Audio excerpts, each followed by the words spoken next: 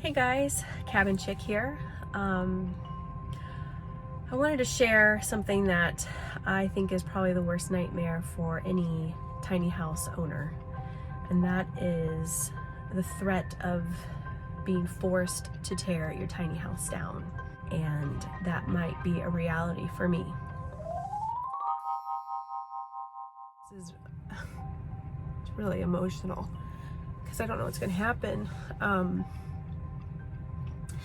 So I built my tiny house in 2013, actually in a subdivision that not many houses were on the street, and the developer was having trouble selling lots, and he kind of agreed to, I think, whatever a buyer was wanting to do. So I bought the lot, and then because I didn't know when I could build like a normal size house on the lot, I thought about, building this tiny house so I could use the lot on the weekends with my family. And the developer, so that's fine. I called the city, and the city said, well, if it's under 200 square feet, then you don't need a permit. So I never pulled a permit. The city was like, you're fine, do whatever. There was no talk to me about setbacks or, in hindsight, sure, maybe I could have done more due diligence, but I thought I did by contacting the city, contacting the developer, and I started building. And like the house, my tiny house, it's 192 square feet with a loft, front porch, back porch, right up to the water. It has been there like 7 years now. Since I built the tiny house, I've gotten neighbors where I had neighbor on one side, but not the other side. And, as property values rise, more people come into the area, you're going to have more people who are going to have issues, even though you may have had something there that was long there before they ever moved in. So I have this one neighbor who isn't very friendly and has kind of threatened me about the tiny house. And I thought about, I need to take action to my own hands, because if I don't reach out to the city to just kind of further dot the I's, cross the T's, it's not going to work in my favor if anybody complains. So I reached out to the city mainly because I did want to try and bring out electric to the property versus keep using the generator.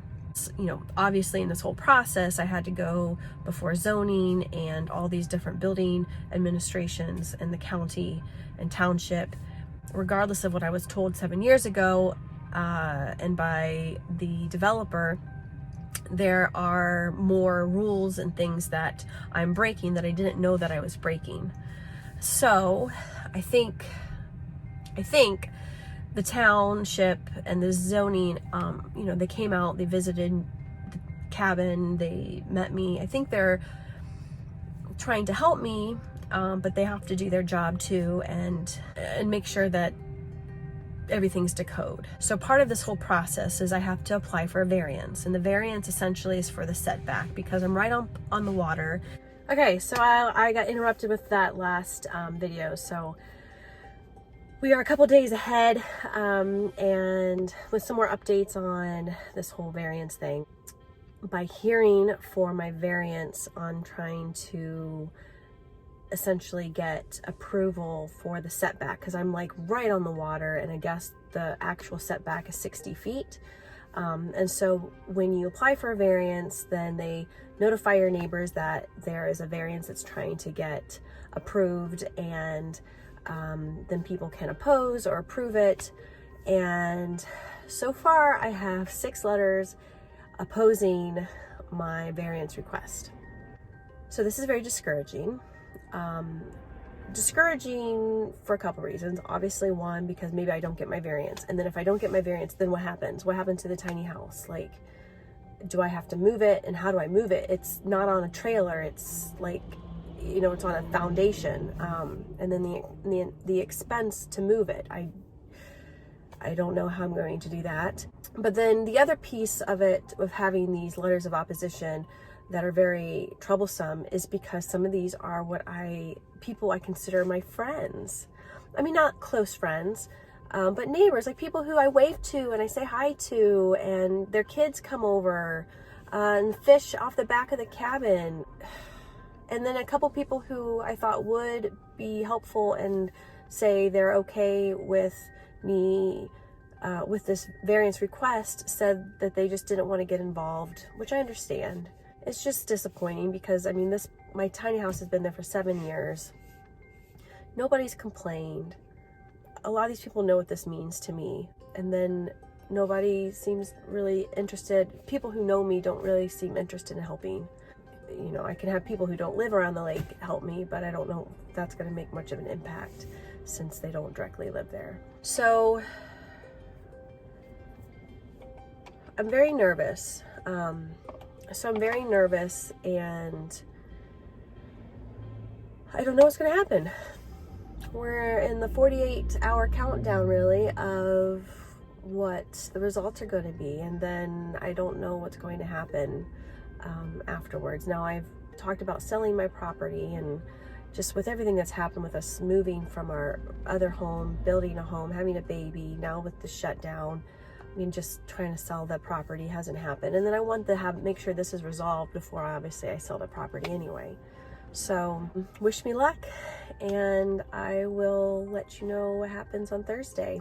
And if I can, I'll even film parts of our hearing. It's over Zoom.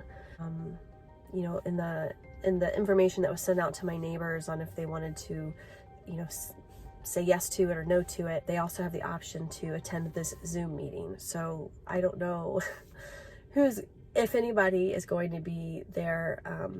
You know, I had 6 letters of people opposing my variance request, but who knows who's going to show up at the actual Zoom hearing. It takes a thick skin, at least for me.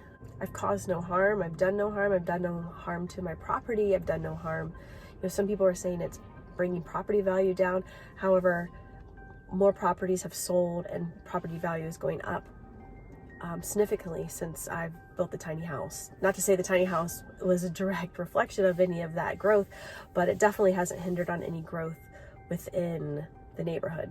So I don't think that's a valid argument in my opinion. And now it's just kind of like, well, you know, if I do get it or if I don't get it, is it going to be awkward just saying hi to these people knowing that they opposed what I was doing or what I have, but are nice to my face? I don't know. So I don't know. We'll see what happens. Anybody out there who knows how to take down a tiny house and move it, I guess we can do that. I've talked a lot about not doing it on wheels, and I still stand behind that. I think there are a lot of great ways to not do it on wheels and reasons. And actually, I wouldn't have been able to even, you can't have a trailer or anything in my area. I would not have even been able to have it at all on my property if it was on wheels. But regardless to that, in this very specific instance, if it was on wheels, it would be a lot easier to move. But I love my house. I love my tiny house. My kids love our tiny house. We love the lake. It's fun. Neighbors have enjoyed it. So this is just a huge bummer. It's just a huge bummer, man. We'll see what happens, and I'll bring you along the journey. So here, I present to you my variance hearing determination.